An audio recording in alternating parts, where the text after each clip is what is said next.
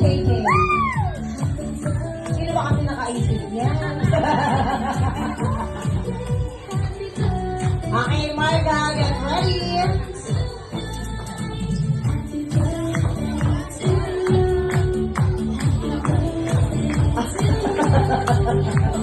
Ready, Marga? 3, 2, 1. Blow your candles down. Yay! Alright, sa lahat ng bisita, maraming salamat.